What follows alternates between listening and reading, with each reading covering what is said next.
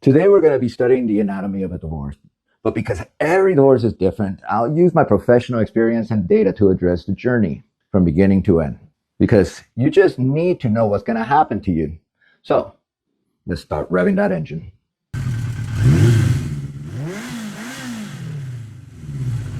Hi everyone, my name is Rene Garcia and I'm a divorce and recovery coach for men. I'd like to say my job's simple, but it's not. It's actually complicated. Every divorce is different and there's a litany of personalities to address. But my mission, that's easy. To make sure that you come out of this divorce feeling good about your decisions and making sure that you recover from what's probably gonna be the worst experience of your life. And who knows, maybe it could be your year or even your decade. The decision's now up to you. So sit back, enjoy, subscribe, and if you want to become unstoppable after a divorce, set up a free and confidential appointment. The link is in the comment section underneath. Because no kidding, they are life-changing. People say that marriages end by the time the divorce papers are signed, but I argue that they end way before this, years even. If your future ex asks for it, chances are that it's been brewing up for years, not months, but years. So when they tell you, their mind's made up. They did the hard part. They made their decision and said it in one breath, fast, like pulling a Band-Aid. They said it, they stay quiet and wait for you to react. But when they say it, they're relieved. The ball's in your court now, and what you do with it is really your decision. But right now, you just want this pain to end. You just want to keep him because seeing a man who was just a shadow of the man that he used to be, and you know that you can recover, but they gave up on you, and that's gotta sting. Most of us as a couple, we say that we want an amicable divorce, but it's estimated that 80 to 85% of us will hire the wrong attorney. And by wrong attorney, I mean a litigation attorney. By definition, a litigator is there to present legal action in front of the court. Now that's the fancy way of saying that if you're the primary earner, your ass is getting sued. Conflict's gonna be virtually unavoidable. A room full of lawyers where peace goes to die. In the United States, your attorney's gonna be your biggest expense. It's gonna cost an average of about $20,000 per person from you and $20,000 from her. $40,000 could have gone to your kids, unless extenuating circumstances like you don't know your spouse's income or a huge discrepancy in income or custody battle make hiring an attorney your last resort, not your first, because they'll slow down the process. You want to stump your attorney? Give them a problem with a simple solution. California, for instance. Couples without an attorney, they wrap things up in under a year. But if you throw an attorney in the mix, you're looking at an average of a 15 months divorce. But full disclosure, so I don't get my ass sued, talk to your attorney first. It's very case specific.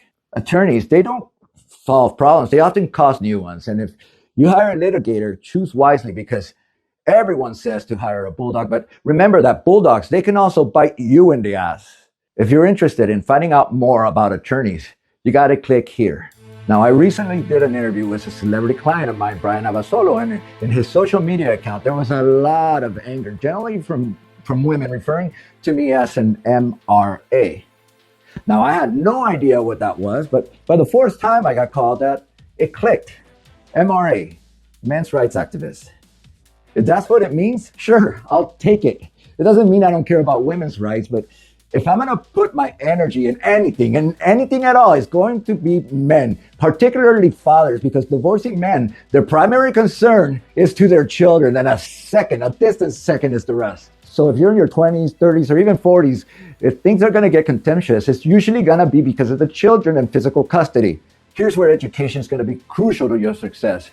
Now, there's a website called custodyexchange.com where you could see that in California, the average person, the other father, gets 33% custody versus Florida, where it's 50% custody.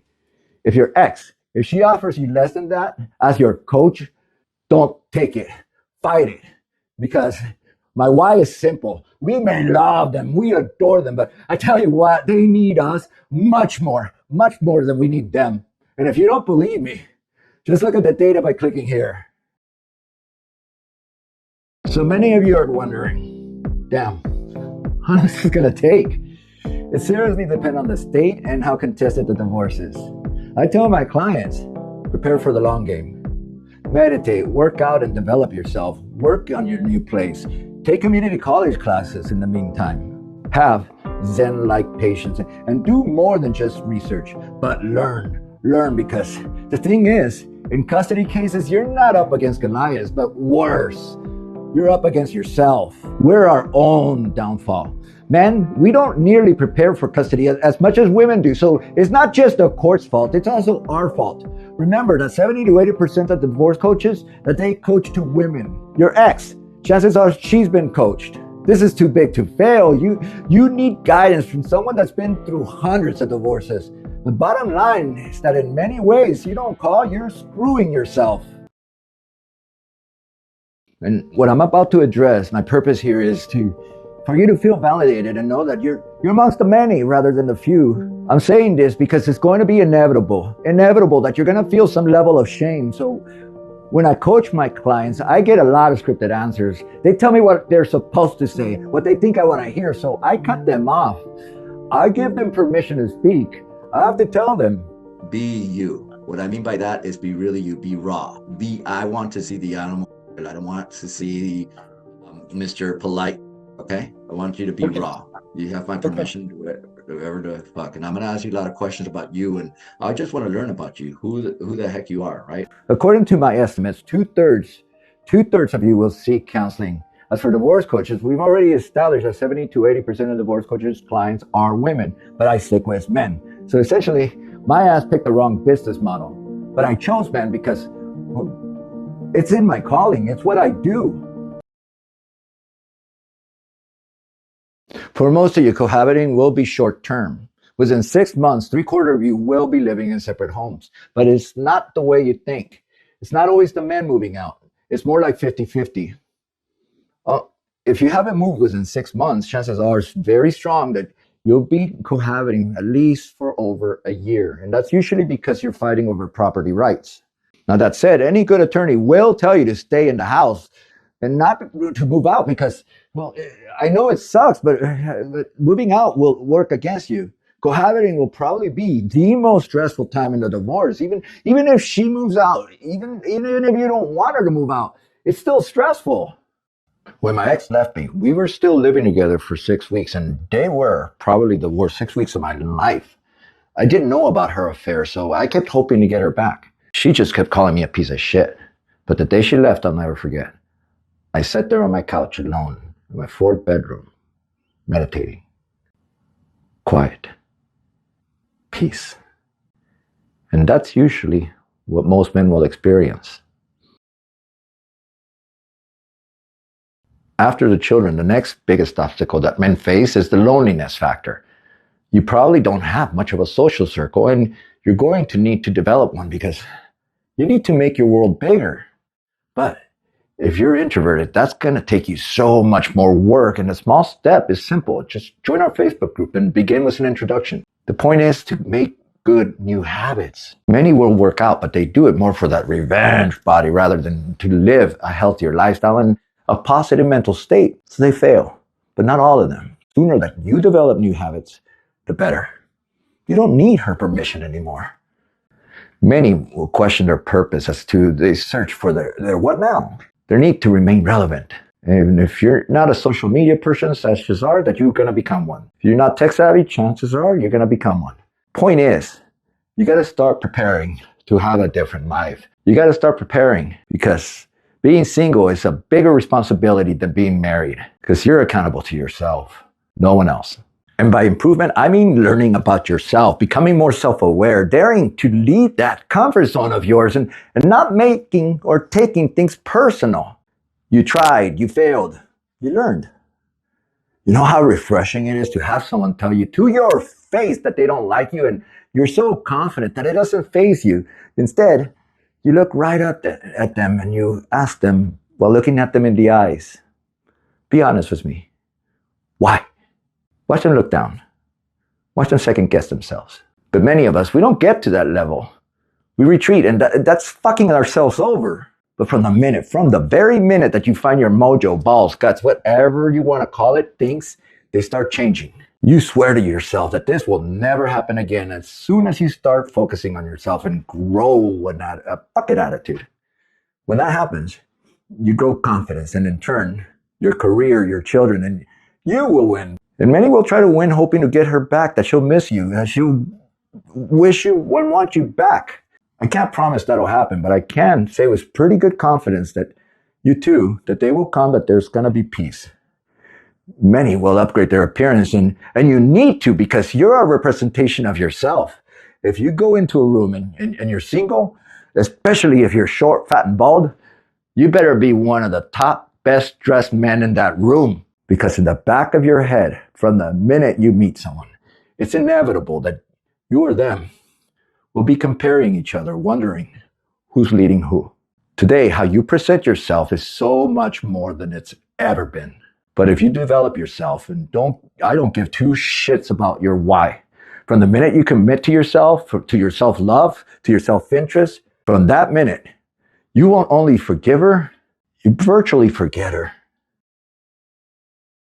Now, we've addressed a lot in this video and many parts of the divorce, but I'd be hard-pressed and giving you a disservice if I didn't share with you the dating life.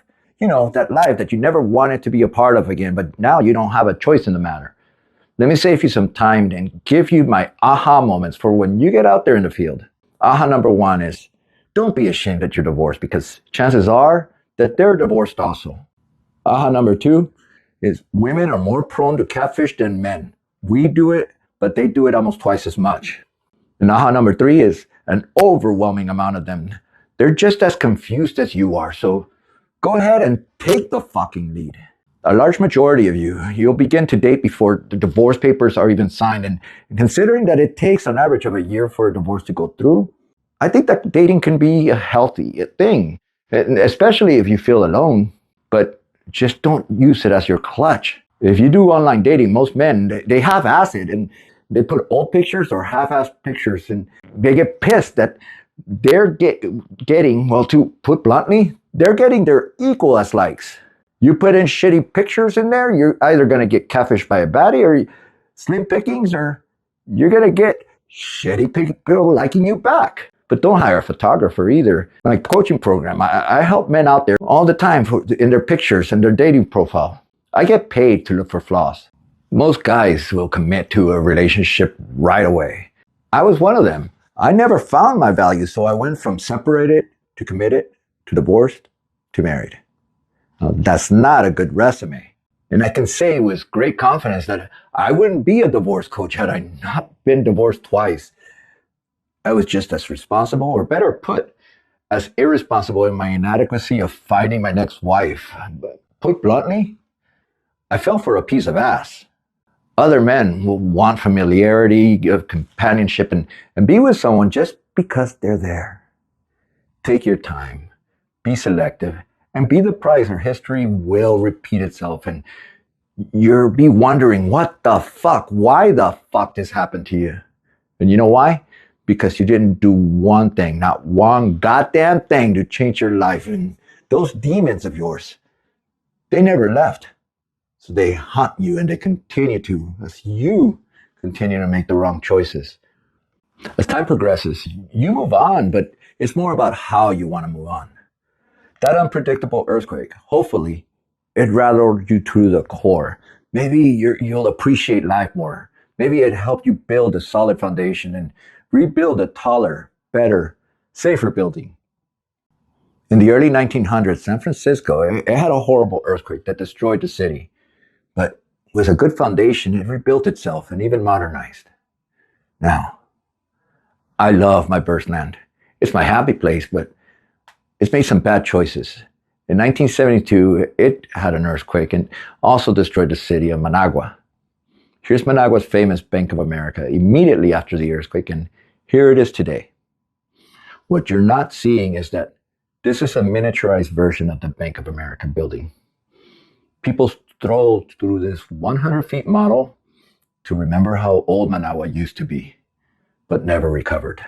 So point is to build a solid foundation early in the divorce, or you'll be looking back unable to rebuild, leaving you visiting the past that you once had. Do it right. Build a foundation, schedule a one-on-one so that when you look back, you're looking at what you rebuilt rather than what you once had. Thank you very much.